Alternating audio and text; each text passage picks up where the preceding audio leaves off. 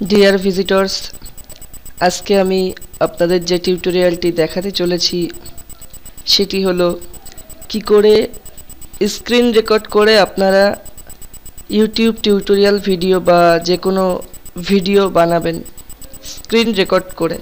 সেই টিউটোরিয়ালটি আজকে আমি আপনাদের দেখাতে চলেছি। তো স্ক্রিন রেকর্ড করার জন্যে মূলত আমি যে সফটওয়্যারটি ইউজ করি বা ভালো লাগে সেটা হচ্ছে HyperCam 3 এই সফটওয়্যারটি আমি ইউজ করি। সফটওয়্যারটি খুব সুন্দর, খুব ভালো কাজ করে এবং এই সফটওয়্যারটি ডাউনলোডের লিঙ্ক আমি ডেসক্রিপশানে দিয়ে দেব, সেখান থেকে আপনারা ডাউনলোড করে নিতে পারবেন। তো আসুন আমরা ওয়েবক্যাম 3টা দেখি কীরকম সফটওয়্যার, কেমন কি সব দেখি। তো আমি ওয়েবক্যাম 3টা অন করছি বা ওপেন করছি, সরি ওয়েবক্যাম নয়, HyperCam 3। তো এই হচ্ছে আমাদের HyperCam 3। তো এটাকে আমি ডবল ক্লিক করে ওপেন করছি বা সিঙ্গেল ক্লিক করে ওপেন করছি। তো একটু সময় লাগছে, একটু ওয়েট করবেন। তো দেখুন, এই হচ্ছে আমাদের HyperCam 3। এই সফটওয়্যারটি খুব সুন্দর এবং এই সফটওয়্যারের দাম অনেক। এই সফটওয়্যারটি আপনারা ক্র্যাক করে চালাতে পারবেন। তো আমি সেই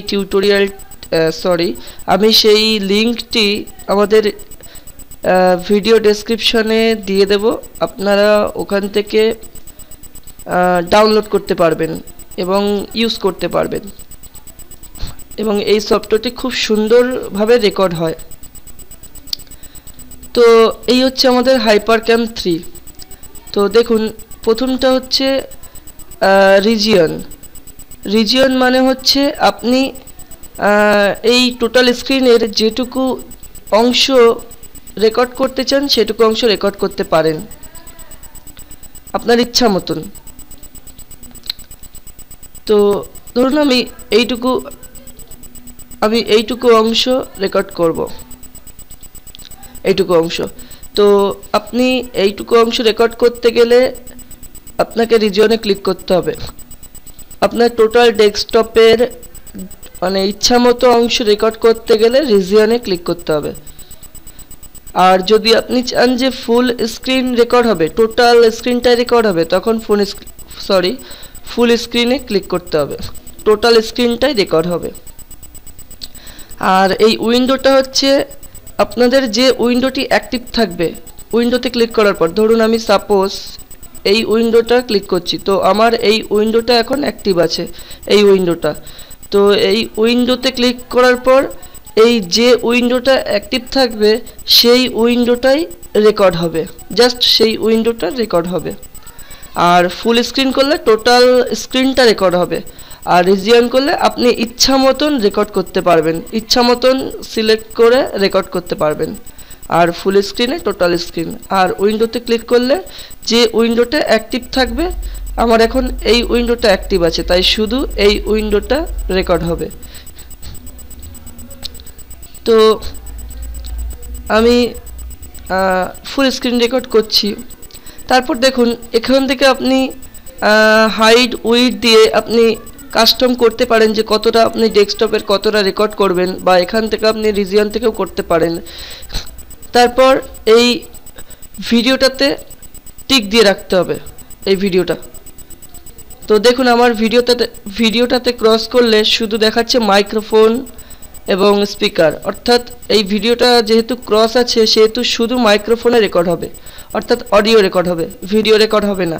আর যখনই আমি ভিডিওটাকে অ্যাক্টিভ করছি তখনই দেখুন আমাকে স্ক্রিন সিলেক্ট করা জায়গা দিয়ে দিচ্ছে, অর্থাৎ ভিডিওটা এখন অ্যাক্টিভ আছে, ভিডিওটাও রেকর্ড হবে। আর সাউন্ডে যদি আমি ক্লিক করি তাহলে শুধু ভিডিও রেকর্ড হবে, কোনো অডিও রেকর্ড হবে না, অনলি ভিডিও রেকর্ড হবে। আর যদি সাউন্ডে প্লাস ভিডিওতেই দুটোই অ্যাক্টিভ থাকে তাহলে অডিও ভিডিও দুটোই রেকর্ড হবে, তো এখান থেকে এই অপশানে ক্লিক করার পর আপনারা এখান থেকে ভিডিওর অপশান চুজ করতে পারেন। ধরুন এখান থেকে আপনি যে অপশানটি চাইছেন সেই অপশানটিও চুজ করতে পারেন। এখান থেকে আপনি রেজুলেশন বাড়িয়ে দিতে পারেন, যত বাড়াবেন তত ভিডিওটা তৈরি হওয়ার পর সাইজ বাড়বে। তো আপনি এটাকে বাই ডিফল্ট যা আছে এটা রেখে দিলেও অসুবিধা নেই। তো আমি এটাকে বাই ডিফল্টই রেখে দিচ্ছি। এখানে আমাদের AVI ফরম্যাটে হবে ভিডিওটা, আর অডিওটা এখানে বিভিন্ন অপশান আছে, এখানে আপনি চুজ করতে পারেন আপনার ইচ্ছা মতন, বা বাই ডিফল্ট রেখে দিলেও কোনো অসুবিধা নেই, ক্ষতি নেই। তো আমি ওকে করছি। তো আমাদের মোটামুটি সেটিং সব হয়ে গেল। এবার রিসেন্ট রেকর্ড, এখানে হচ্ছে আপনি রেকর্ড করার পর যে ভিডিওগুলো তৈরি হবে সেগুলো আপনি এখান থেকে দেখতে পারবেন। আর আপনি এখান থেকে ব্রাউজ করতে পারবেন, অথবা অপশনে যাওয়ার পর আপনি এখানে যে আউটপুট ফোল্ডার, অর্থাৎ যে ফোল্ডারে আপনি ভিডিওটা সেভ করছেন সেই ফোল্ডারটি এখানে সিলেক্ট করে দিতে হবে। তো ধরুন আমি ডেস্কটপটা সিলেক্ট করছি, করে ওকে, অর্থাৎ আমি যে ভিডিওগুলো রেকর্ড করব সেই ভিডিওগুলো টোটাল সেভ হবে ডেস্কটপে। তো আমি আউটপুট ফোল্ডারটা দিলাম, ডেস্কটপ করলাম, করার পরে ওকে। তারপর আপনি যে ভিডিওগুলো রেকর্ড করছেন সেগুলো আপনি এখান থেকেও দেখতে পাবেন, অথবা আপনি যে আউটপুট ফোল্ডারটি সেট করেছিলেন সেই ফোল্ডারের ভিতরে গিয়েও আপনি দেখতে পাবেন। তো আসুন কিছু কথা রেকর্ড করি। তো রেকর্ডে ক্লিক করছি। তো দেখুন এখানে একটি ছোট্ট অপশান দিয়েছে, এটা হচ্ছে পোস্ট প্লে, অর্থাৎ রেকর্ডটাকে পোস্ট করলে আপনি পরবর্তীতে আবার করতে পারবেন এখান থেকেই। আর তার পাশে দেখুন স্টপ, এটাতে ক্লিক করলে টোটাল রেকর্ডটা সেভ হয়ে যাবে, স্টপ হয়ে যাবে। আর এটা হচ্ছে পুশ প্লে, মানে আপনি এখানে পুশ করে রাখলে আপনি আবার এখান থেকে রেকর্ডটা শুরু করতে পারবেন, টিউটোরিয়ালটা বা রেকর্ডটা শুরু করতে পারবেন। আর এটা হচ্ছে স্টপ, টোটালি রেকর্ডটা স্টপ হয়ে যাবে। তো এখন আমাদের রেকর্ডটা হচ্ছে, আমরা যে কথাগুলো বলছি সেই কথাগুলো রেকর্ড হচ্ছে। তো আসুন কিছু কথা বলি। তো আমাদের রেকর্ডটা প্রায় শেষ। তো আমরা এটাকে এখানে ক্লিক করে স্টপ করব। তো দেখুন আমাদের রেকর্ডটা স্টপ হয়ে গেছে। তো এবার আমরা এখান থেকে আমাদের রেকর্ডটা দেখব। তো এখানে আমাদের রিসেন্ট রেকর্ড, এইটা আমাদের ডবল ক্লিক করলেই আমরা রেকর্ড দেখতে পাবো। তো দেখুন এখানে পোস্ট প্লে, অর্থাৎ এটাতে ক্লিক করলে আপনি আবার হচ্ছে।